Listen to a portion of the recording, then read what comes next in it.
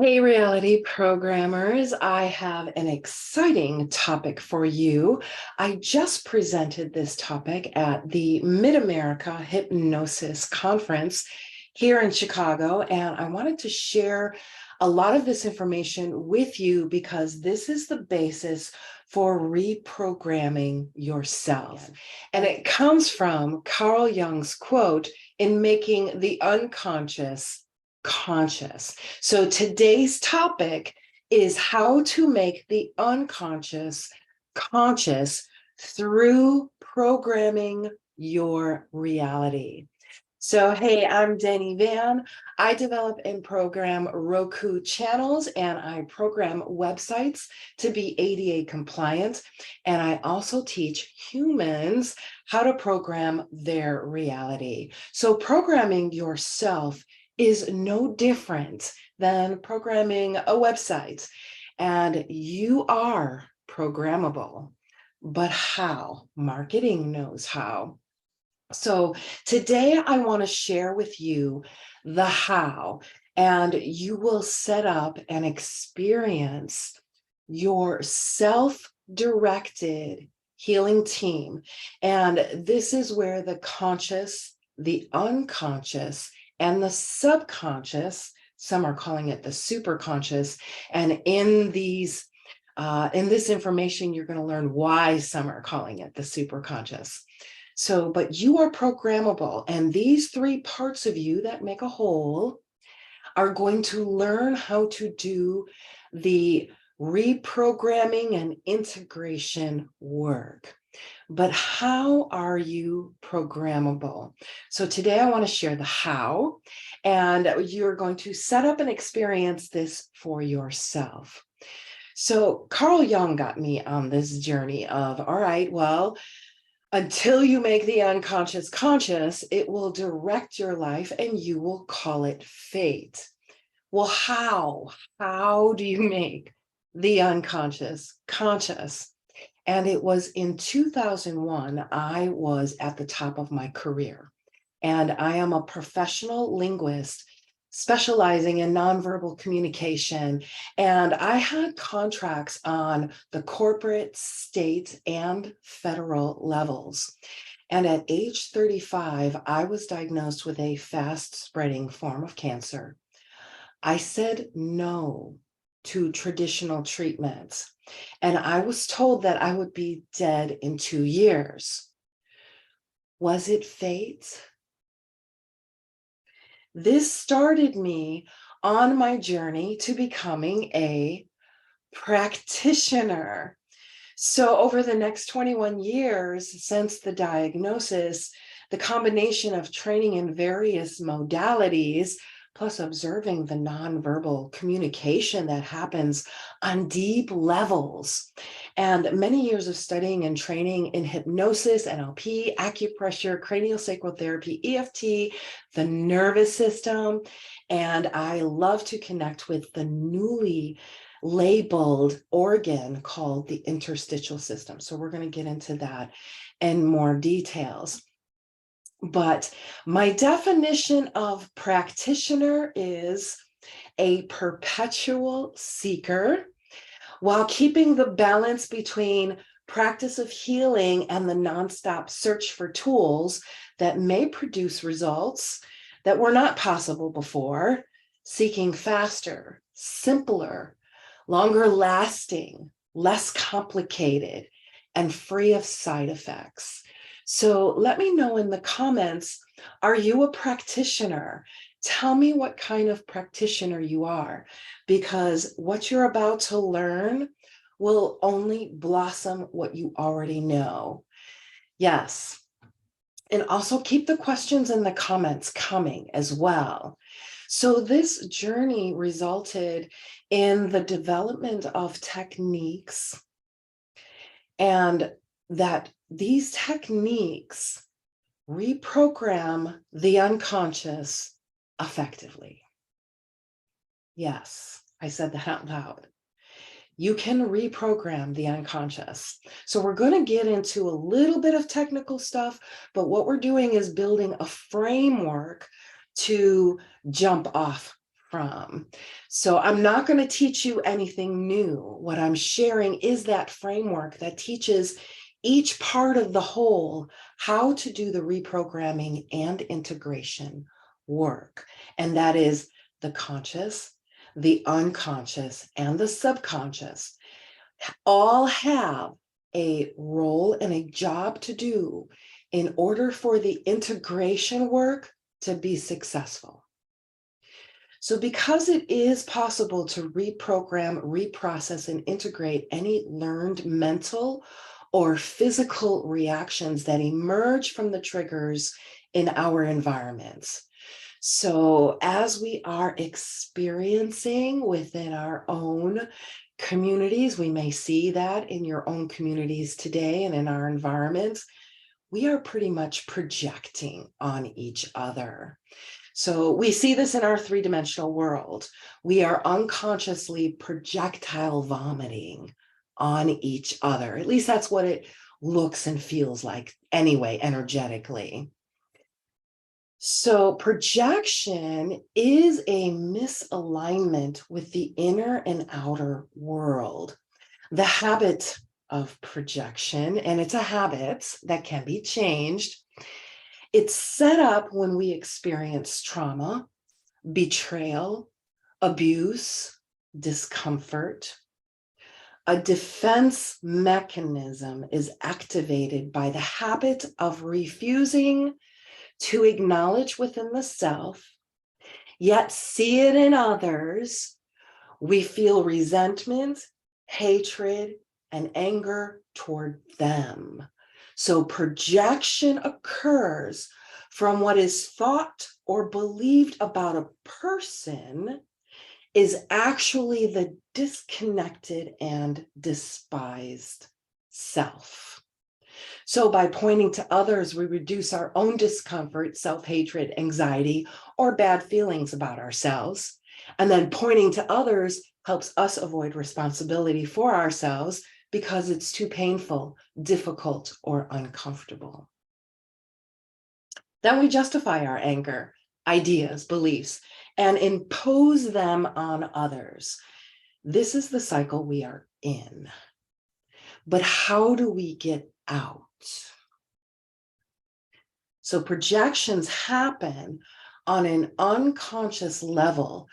Basically, what we're doing is trying to change the image that we see in the mirror. We're trying to change the image we see in the mirror. We are 3D images.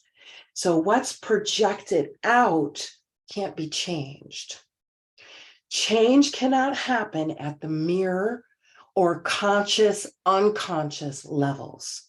Yet we keep trying. So somebody called this the cycle of insanity. So therapy is focused on the conscious thinking mind and symptoms manifested in the nervous system. It does nothing for the unconscious behaviors, reactions, or triggers because the change work doesn't happen where the issue is. The change work happens at the subconscious level, or what some are calling the superconscious level. Hypnosis, and as a master hypnotist, I've studied hypnosis for many, many years. Hypnosis is a state of consciousness where seeds of thoughts, ideas, beliefs are implanted into the unconscious to affect conscious behavior. However, the process of making the unconscious conscious is a process of dehypnosis. That's right.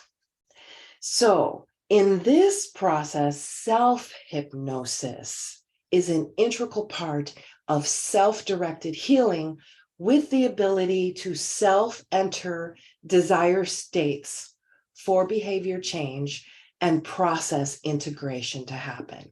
So we're going to get into the states in more detail later on.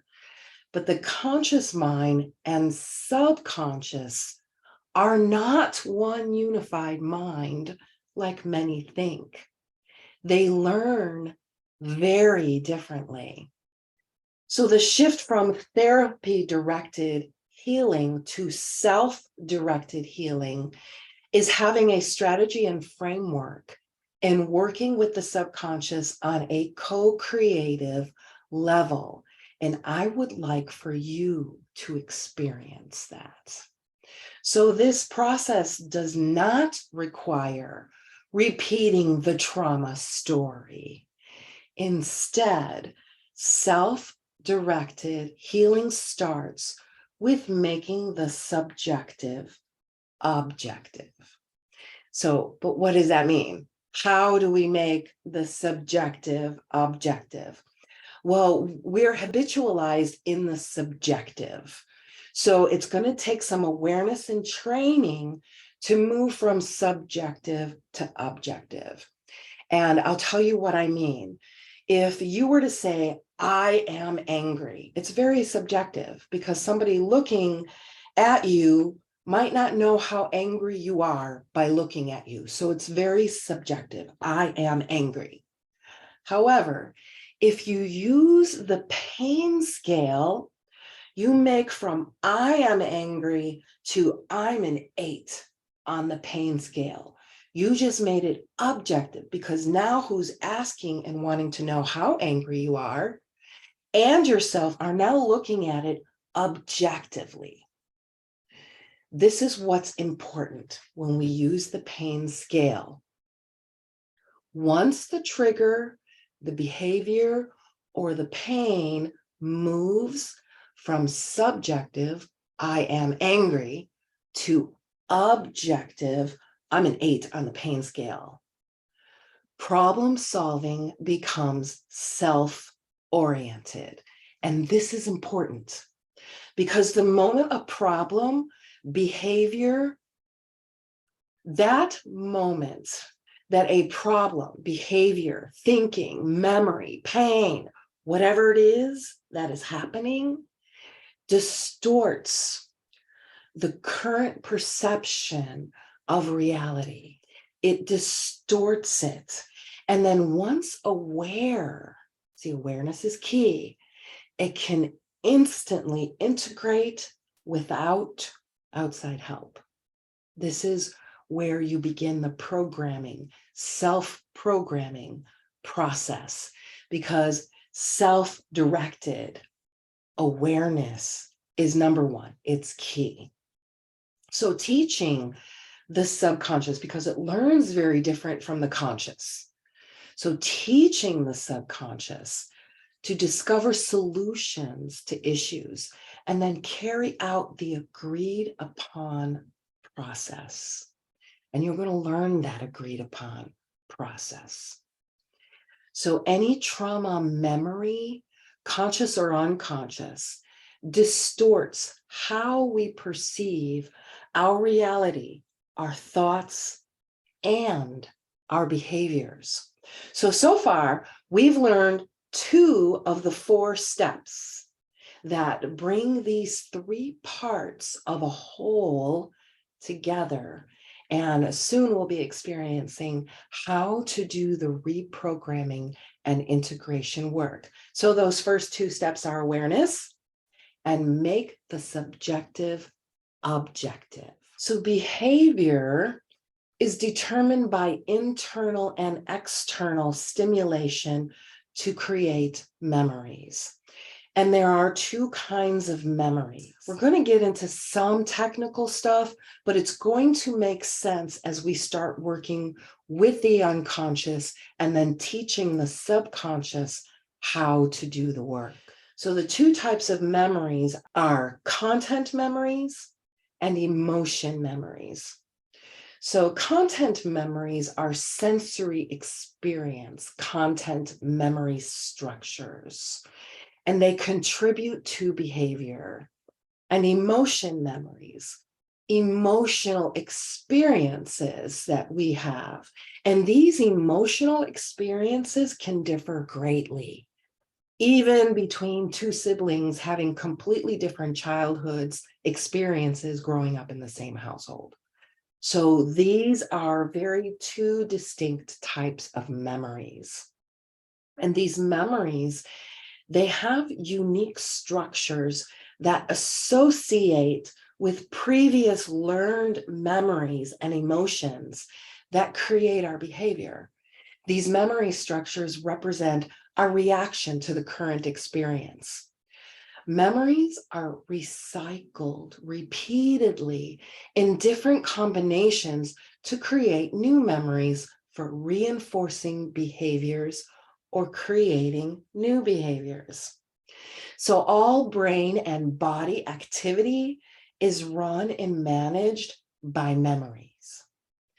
This means that it is possible to change memories in order to treat learned and habitualized mental and physical issues. That's right. We learn them and then we make habits out of them, and they can be changed and reprogrammed. So these memories are metaphors for what is real in our mind, body, and nervous system. Memories are either dormant or active in the conscious, unconscious active experience. Dormant memories do not partake in creating behaviors. Only memories on the conscious and unconscious active experience take part in creating behavior. So Dr. Gary Flint's research, and I'll have these resources, all of the resources will be at the end, but Dr. Gary Flint's research on over 80,000 participants shows that the subconscious can be trained to reprogram, release, integrate the unconscious structures that affect thoughts, emotions, memories, and behaviors. Here's the how. Pay attention. Through co-creative, linguistic, metaphorical instructions that do not hurt the subconscious. That's right. Through co-creative, linguistic, metaphorical instructions that do not hurt the subconscious. The subconscious is open to communication. It can choose which issues or parts to integrate, and it will only integrate those parts that are willing to be reprogrammed. This is important. They must be willing to be reprogrammed and integrated, and which parts to release what no longer serves.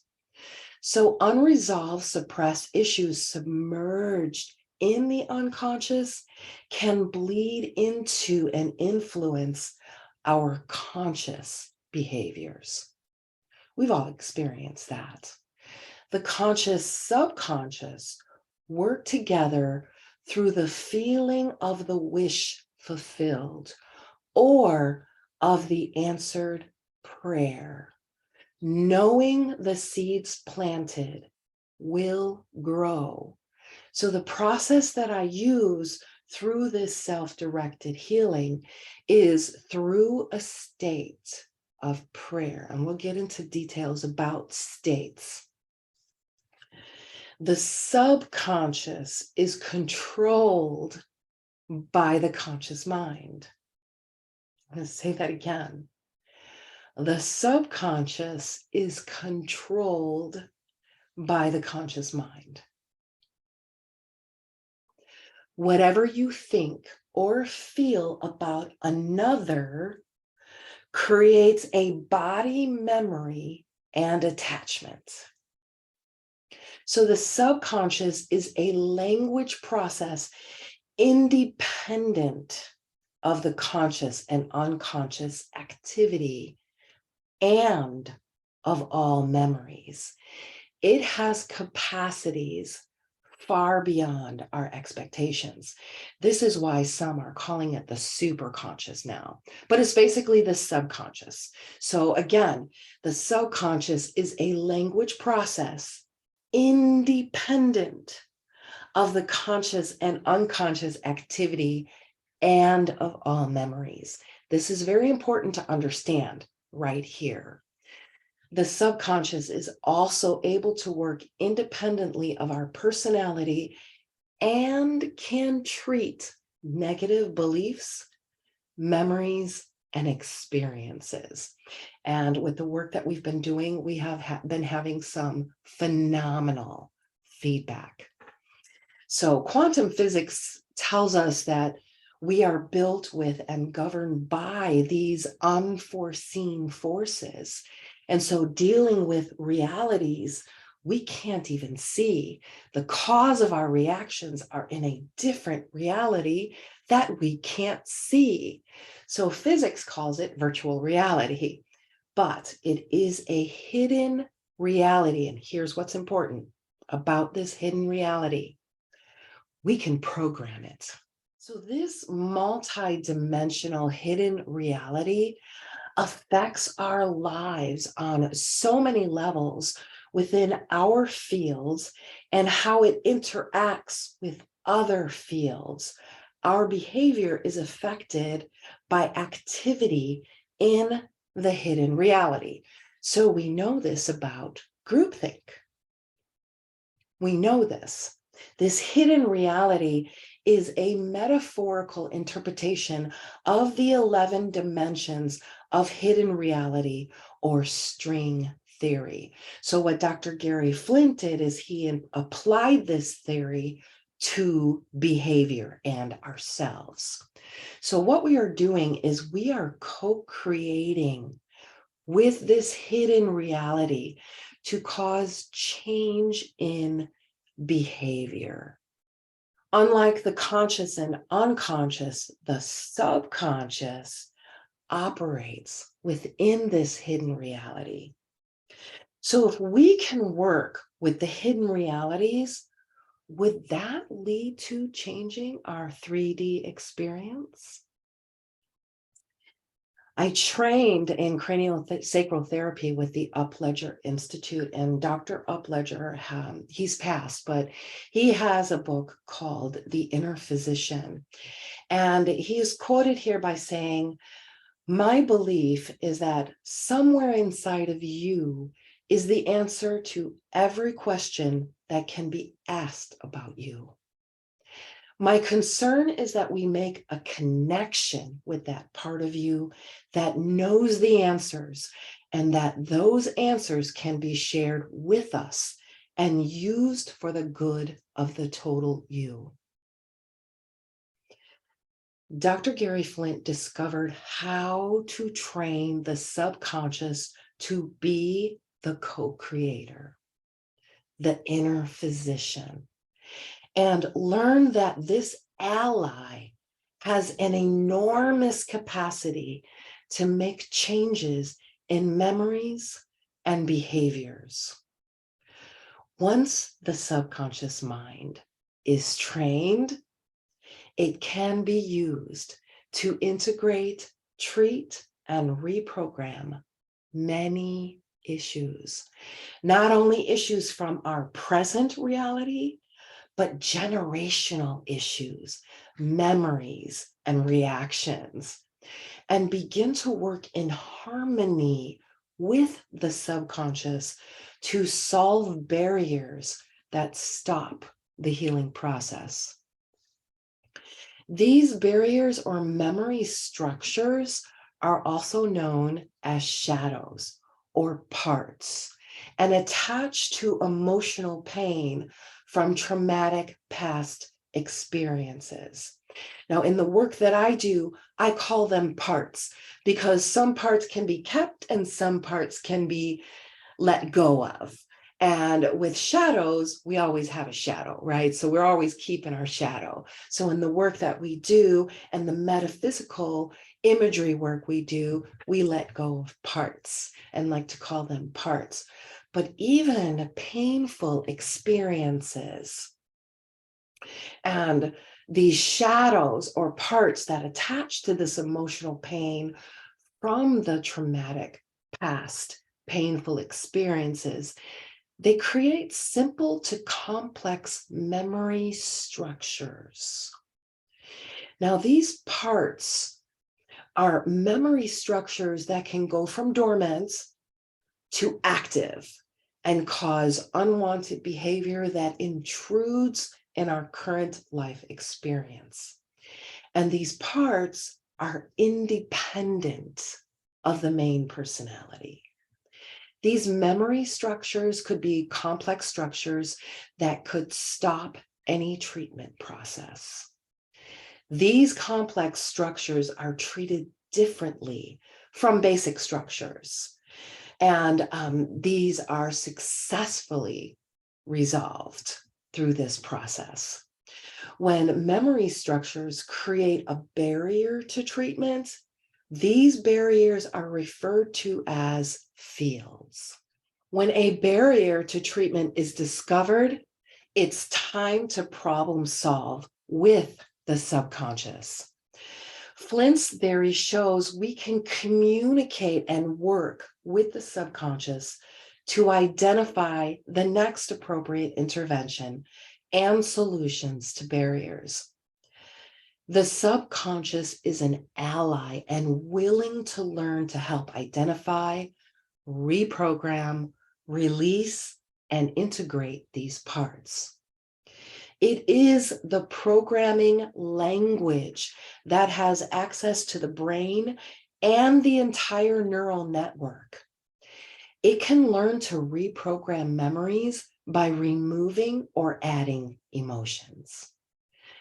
3 things are needed to make the subconscious an excellent ally for the reprogramming and integration work.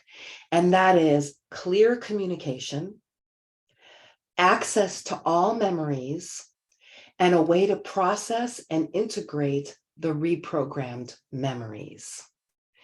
So because the subconscious has no sensory experience, it is able to see learned history and the internal dynamics of active memories.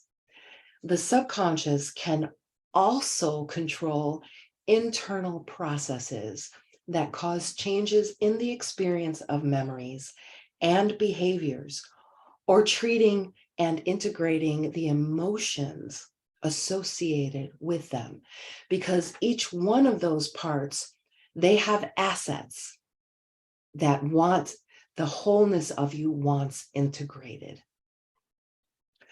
Our habitual thoughts and feelings create a blueprint that the subconscious installs and runs on your 3D programs, your 3D experience. If your mental blueprint has images of fear, worry, anxiety, lack, doubt, cynical, then the quality of the mental imprint, it will give the experience of toil, tension, anxiety, uncertainty, and limitations of all kinds. For example, how often do you tell yourself not to do something? I'm not going to eat that anymore. I'm not going to drink that anymore. I'm not going to smoke that anymore. And the next thing you know, you're doing it and then some, right?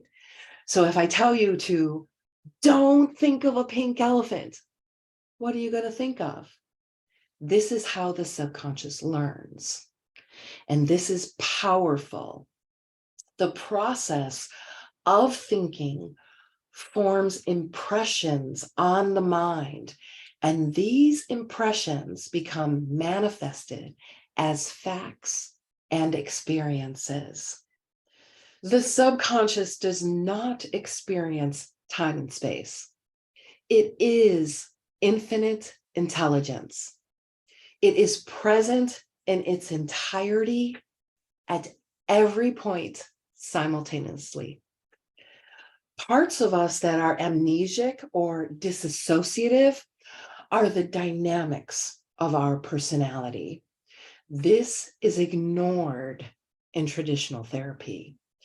These parts act like mini personalities that will go from the back seat to the driver's seat and serve some function in our behavior, then go back to the back seat again. Amnesic parts could serve as barriers to any change work, like hypnosis or therapy. And pre-birth amnesic parts can disturb adult behavior. We know this. Memory activity or active memories refer to those memories that are active in either the conscious or unconscious active experience or both. Memories that are available to be triggered are dormant. So we see this happening all around us. All of a sudden, everybody is getting triggered about everything. So the dissociative process flags unnecessary or painful parts of a memory in order to move the unwanted parts of the memory into the unconscious. So these flagged memories are called dissociated. The activity of dissociated memories is in the unconscious experience, not the conscious experience. However, we can shift and empower ourselves to change the things we can and become aware enough to integrate the knowledge, wisdom, and understanding of the behaviors that surface when the unconscious is triggered to release, let go of what no longer serves, and consciously integrate the assets of the trigger. That's right. Your triggers, they have assets. We want those assets. This is how to make the unconscious conscious. So when we get the assets of the trigger while processing on the subconscious levels to reprogram the automatic unconscious behaviors to conscious behaviors while dissolving our reactive buttons. So you don't have buttons anymore. You still have memories, but you're not reactive to them. You might respond to them. This is why in the work that we do now in reprogramming, we don't want you telling the trauma story over again. So you don't have these reactive buttons anymore. This is the process of making the unconscious conscious, using the external triggers in our 3D reality to start the process of integration of deep-seated beliefs, unprocessed emotions, and parts of the personality that are submerged and we're unaware of, are controlling events, choices, reactions to the experiences in your life. And most of us don't even know it. The subconscious communicates through imagery and metaphors, allegories. Metaphors are powerful tools for communication. Remember, don't think of a pink elephant. Metaphors are effective at instructing and guiding the subconscious to make changes in memory, removing negative emotions from memories, and causing changes in behaviors. Metaphors communicate directly with the subconscious by accessing states of consciousness. So, showing my metaphor for slaying the cancer dragon, telling my subconscious what to do. And we're going to get into some technical stuff here with brainwave hertz. And that's shown as HTZ, but they're frequencies or hertz. And in the beta waking frequency, it's between 14 and 21 hertz. So our brain is pretty active between 14 and 21 hertz. So we're awake, we're doing things, we're working, we're active in our waking time. And there's something I want you to really pay attention to with alpha, theta, and delta. If you notice alpha, its range is 2 to 14 hertz, which is restful. And that's a pretty wide range, 2 to 14 hertz. It's 12 point hertz. Whereas 14 to 21 is 7. So the alpha has almost a double range of hertz. But notice here, theta is 4 to 7, which is within the alpha range. And delta, which is 4 and below, is also within the alpha range. So in the work that we do in self-directed healing, we take you through many states in the alpha range.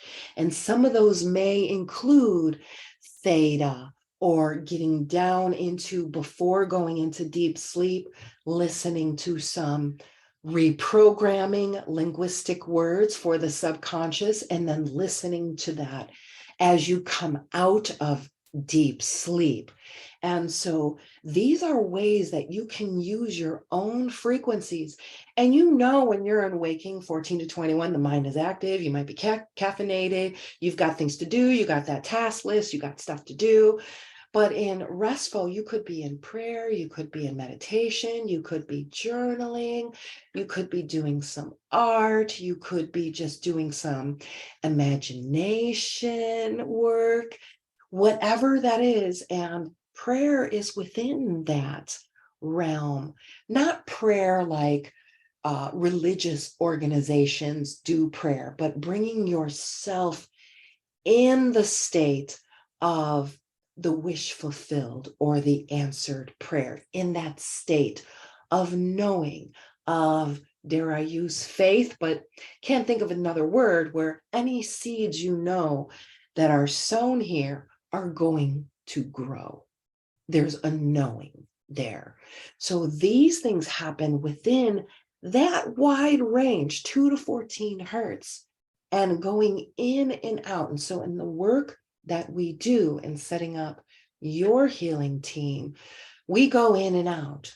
We go in and out. And some people have said they're in deep, deep, restful sleep where they can't even move their arm, or I can, have their arm up there as a shelf and it just stays there. They don't have to do anything with it. And so these are various states. So we bring you through all of those states when you do this work. And so alpha is restful, and then theta is the dream, imagination state, intuition, these innate qualities that we all have. When you enter this state while working and speaking and accessing your source or higher power.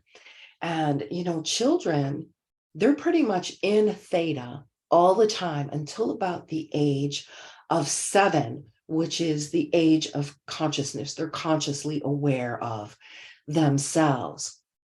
And so we know that there are many ways to access these various states of consciousness.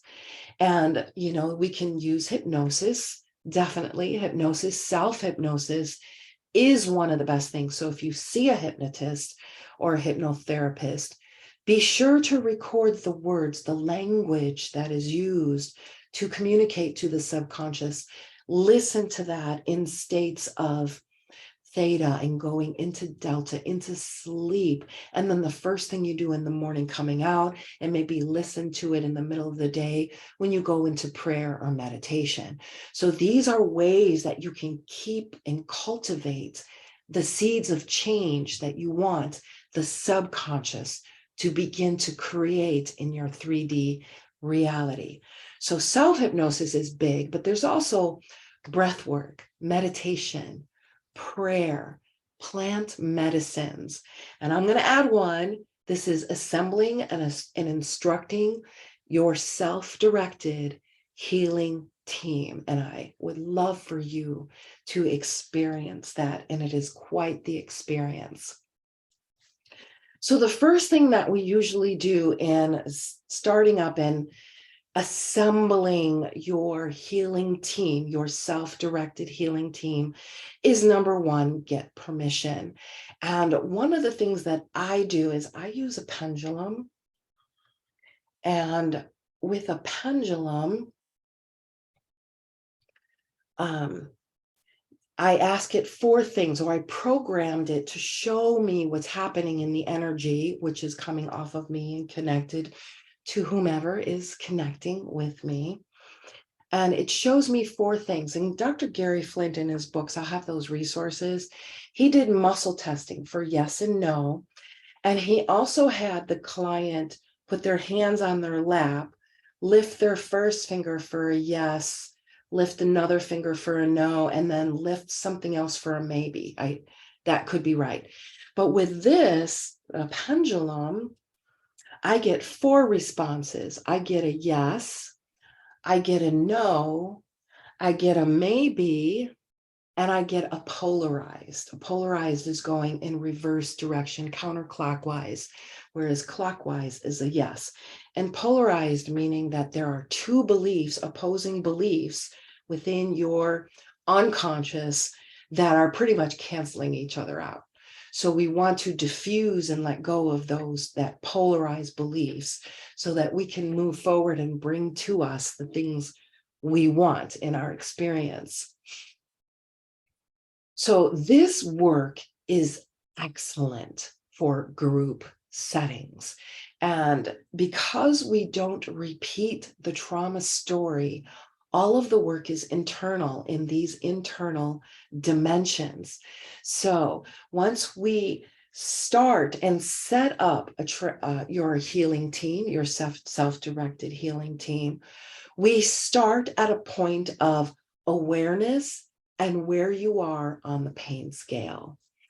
So in the next video, we're going to get into details on setting up your self-directed healing team so that you can begin to reprogram yourself, working together on a co-creative level so that you can reprogram self-love and self-care, meditation and spirituality, your relationships, not only with yourself, but with others, reprogram your finances, reprogram your health, reprogram your business and career, reprogram your giving and volunteering to give back to our communities.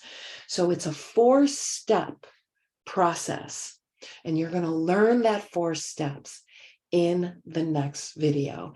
And in the meantime, reality programmers, I want to hear from you. What was a aha moment?